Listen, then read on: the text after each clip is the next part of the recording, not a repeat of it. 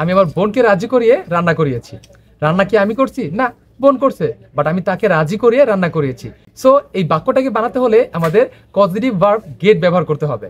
আমি ভাত খাই, সে স্কুলে যায়, তারা ফুটবল খেলতেছে, অথবা আমি কাজ করতেছি। এই সকল কাজগুলোকে আমরা খুব সহজেই টেন্স ব্যবহার করে করতে পারবো বা ইংরেজি বানাতে পারবো।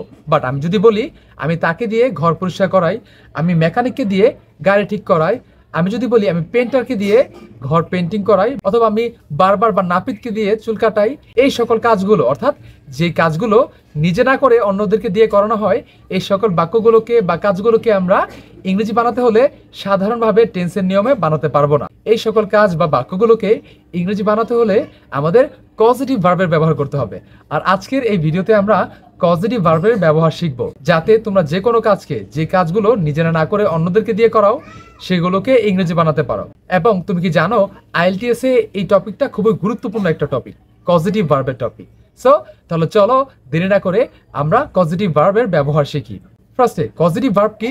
পজিটিভ ভার্ব হলো ওই সকল ভার্বসমূহ যেই ভার্বসমূহ ব্যবহার করা হয় যখন একটা কাজ ব্যক্তি নিজে না করে অন্যদেরকে দিয়ে করায়। এই পজিটিভ ভার্বের কোনো নির্দিষ্ট সংখ্যা নেই। আর আজকের এই ভিডিওতে আমরা মূল 4টা পজিটিভ ভার্বের ব্যবহার শিখব। এই 4টা পজিটিভ ভার্ব অনেক বেশি ব্যবহার করা হয়ে থাকে ইংরেজি স্পিকিং এর ক্ষেত্রে। ওকে, সো সেই 4টা পজিটিভ ভার্ব কি? প্রথমটা হলো হ্যাভ, 2 নাম্বারটা হলো গেট, 3 নাম্বারটা হলো মেক, 4 নাম্বারটা হলো লেট। তাহলে চলো একে একে সবগুলো পজিটিভ ভার্বের ব্যবহার শিখি। সর্বপ্রথম হ্যাভ। হ্যাভটা কখন ব্যবহার করা হয়? যখন তুমি কাউকে দায়িত্ব দিয়ে বা কাউকে ব্যবস্থা করে অথবা কাউকে পেমেন্ট দিয়ে কোনো কিছু করাবা, সেই ক্ষেত্রে হ্যাভ পজিটিভ ভার্বটা ব্যবহার করবা।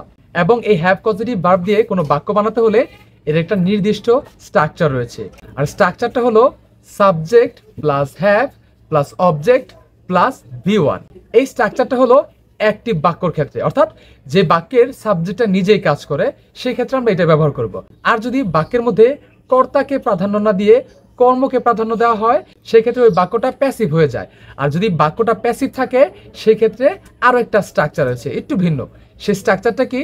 Subject plus have plus object plus V3, অর্থাৎ ভার্বের পাস্ট পার্টিসিপল ফর্ম। আশা করি বুঝতে পারছো। এখন চলো আমরা কয়েকটা উদাহরণ দেখি। আমি আমার চুল কাটিয়েছি। আমি কাকে দিয়ে চুল কাটাই? আমি কি নিজে চুল কাটি? না, আমি অন্যকে দিয়ে কাজটা করাই। সেক্ষেত্রে এই বাক্যটাকে বানাতে হলে আমাদের পজিটিভ ভার্বের ব্যবহার করতে হবে। সো আমরা যদি পজিটিভ ভার্বের স্ট্রাকচার অনুযায়ী বাক্যটা বানাই, সেক্ষেত্রে বাক্যটা কি হবে? আই হ্যাভ মাই হেয়ার কাট।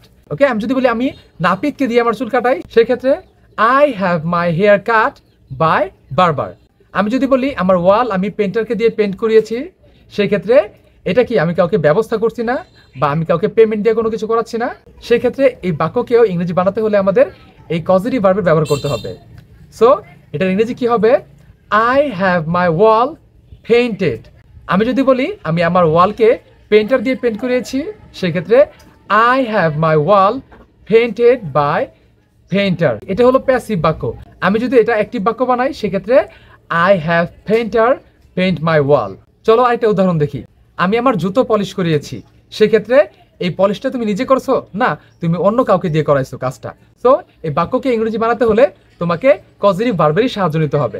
আর আমি কি বলেছিলাম? তুমি কাউকে দায়িত্ব দিয়ে বা ব্যবস্থা করে অথবা পেমেন্ট দিয়ে যদি কিছু করাও, সেক্ষেত্রে তোমাকে পজিটিভ ভার্ব হ্যাভ ব্যবহার করতে হবে। যেহেতু আমি টাকা দিয়ে আমার জুতা পলিশ করিয়েছি, সেক্ষেত্রে এই বাক্যটাকে বানাতে হলে আমাদের পজিটিভ ভার্ব হ্যাভ ব্যবহার করতে হবে। তাহলে চলো এই বাক্যটার ইংরেজি বানাই। এই বাক্যটার ইংরেজি হবে I have my shoes polished. এটা ছিল প্যাসিভ বাক্য। আমি যদি অ্যাক্টিভ বাক্য বানাই, সেক্ষেত্রে I have কবলার polish my shoes. বুঝতে পারছো? এখন আমরা চলে যাই গেট পজিটিভ ভার্বের কাছে। এই গেট পজিটিভ ভার্বটা কখন ব্যবহার করা হয়? যখন তুমি কাউকে রাজি করিয়ে বা কাউকে মানিয়ে অথবা নিজে উদ্যোগ নিয়ে কোনো একটা কাজ করাবা, সেই ক্ষেত্রে আমরা গেট পজিটিভ ভার্বটা ব্যবহার করব। আর এই গেট পজিটিভ ভার্বেরও একটা নির্দিষ্ট স্ট্রাকচার রয়েছে। আর সেই স্ট্রাকচারটা কি?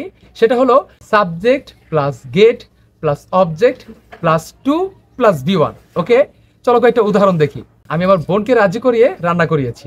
রান্না কি আমি করছি? না, বোন করছে, বাট আমি তাকে রাজি করিয়ে রান্না করিয়েছি। সো এই বাক্যটাকে বানাতে হলে আমাদের পজিটিভ ভার্ব গেট ব্যবহার করতে হবে। কারণ গেট কখন ব্যবহার করা হয়?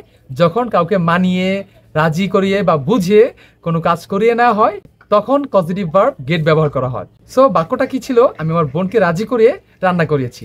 সেক্ষেত্রে I get my sister to cook. আমি যদি বলতাম আমি আমার বোনকে রাজি করিয়েছিলাম রান্না করার জন্য, সেক্ষেত্রে এটা অতীতকালে চলে যেত। সেক্ষেত্রে কি হতো? I got my sister to cook. চলো অন্য একটা উদাহরণ দেখি।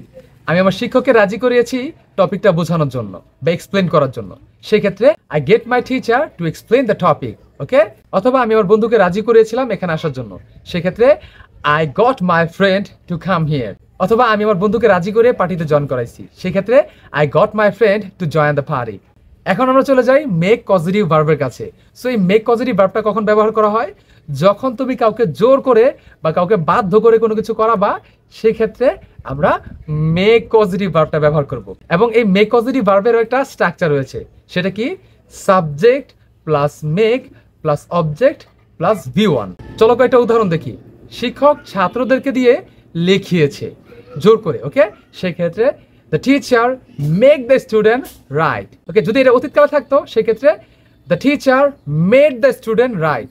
তার মানে শিক্ষক ছাত্রদেরকে দিয়ে লিখিয়েছে, লিখিয়েছিল বা লিখিয়েছে। চলো অন্য একটা উদাহরণ দেখি। মা সন্তানকে দিয়ে জোর করে কাজটা করিয়েছে। সেক্ষেত্রে mother make her child finish the work.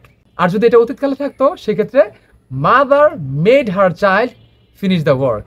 চলো একটা উদাহরণ দেখি। সে আমাকে 1 ঘন্টা অপেক্ষা করিয়েছে। অপেক্ষা করছে কে?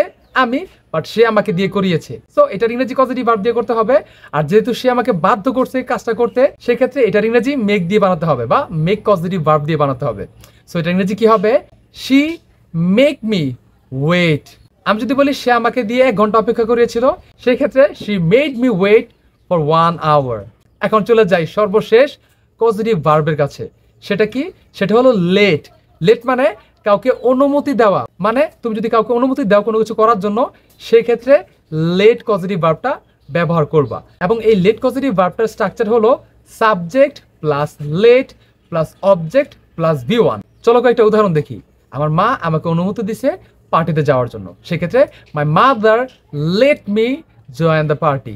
অথবা আমি যদি বলি আমি তাকে অডিয়েন্সের সামনে কথা বলার অনুমতি দিছি, সেক্ষেত্রে I let him talk in front of the audience. অথবা I let him speak in front of the audience. চলো একটা উদাহরণ দেখি। আমি আমার বন্ধুকে আমার ফোন ব্যবহার করার অনুমতি দিছি। সেক্ষেত্রে I late my friend use my mobile phone. চলো সর্বশেষ উদাহরণটা দেখি। সেটা হলো মা আমাকে বিরিয়ানি খাওয়ার অনুমতি দিছে। সেক্ষেত্রে mother let me eat the biryani. Okay. আমরা প্রায় শেষ পর্যায়ে চলে এসেছি এই ভিডিওর। আশা করি তোমরা পজিটিভ ভার্ব কি এটা বুঝতে পারছো, আর কোন কোন ক্ষেত্রে কোন কোন পজিটিভ ভার্ব ব্যবহার করবা এটা আশা করি বুঝতে পারছো। সো আজকের জন্য এখানেই শেষ। দেখা হচ্ছে পরবর্তী একটা ভিডিওতে।